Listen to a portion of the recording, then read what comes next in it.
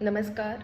या शनिवारी म्हणजेच 23 ऑगस्टला शनी अमावस्या आहे, जी सर्वात मोठी अमावस्या मानली जाते. खरं तर शनी हा ग्रह शत्रुग्रह म्हणून काही लोक मानतात, पण असं नाही आहे. शनीसारखा श्रेष्ठ आणि प्रखर ग्रह कोणताच नाही आहे. ज्यांची साडेसाती चालू आहे किंवा ज्यांच्या पत्रिकेतला शनी हा वक्री आहे किंवा सध्याच्या धकाधकीच्या जीवनामध्ये हातात घेतलेल्या प्रत्येक कामात जर आपल्याला अडचणी येतात, शारीरिक व्याधी होतात आहेत, पैसे अनावश्यक खर्च होतात आहेत, अशा लोकांनी ह्या अमावस्येला केलेलं दान आणि केलेलं पुण्य हे कधीच वाया जात नाही आहे. त्यामुळे शनिवारी आपल्याला काय करायचं आहे, शनी मंदिरात जायचं आहे. साधारण 108 वेळा शनी मंत्र आपल्याला तिथे पठण करायचं आहे. आता या सगळ्यामध्ये बऱ्याच लोकांना मंदिरात जाणं शक्य नसेल, ते घरी आसनस्थ होऊन ध्यान लावून देखील देवघरामध्ये शनी मंत्राचं पठण करू शकतात. 108 वेळा शक्य नाही आहे, मग तुम्ही साधारण 17 वेळा किंवा 26 वेळा देखील मंत्राचं पठण केलं तरी चालणार आहे. शनी मंत्र हा बीज मंत्रातला शनी मंत्र म्हणायचा आहे. तसेच नवग्रह स्तोत्रातला शनी मंत्र जो आहे तो जरी तुम्ही म्हणलात तरी उत्तम, काहीच हरकत नाही आहे. ज्यांना हे मंत्रपठण करायचं आहे त्यांनी मेसेज करावा. तुम्हाला डिटेल PDF पूजा कशी करायची हे येऊन जाईल.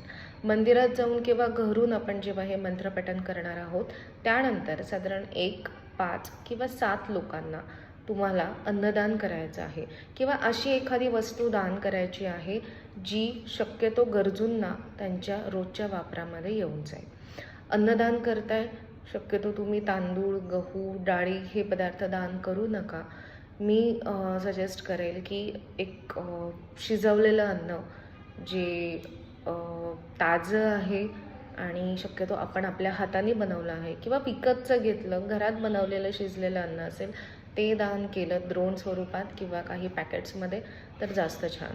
आता या सगळ्याचे ब्लेसिंग्स कसे राहणार आहेत? ज्यांची साडेसाती चालू आहे त्यांच्या साडेसातीचं प्रमाण पूर्ण कमी होणार का?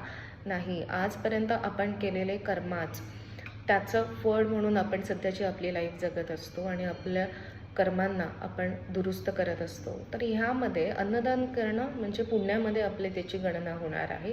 आणि आपण जे मंत्रपठण करणार आहे त्यामुळे काय होणार आहे, आपल्या आयुष्यात होणारी संकट, होणारा स्ट्रगल आणि जे काही अडचणी आहेत त्यांचा सामना करण्यासाठी आपण तिथे प्रखर बनतो.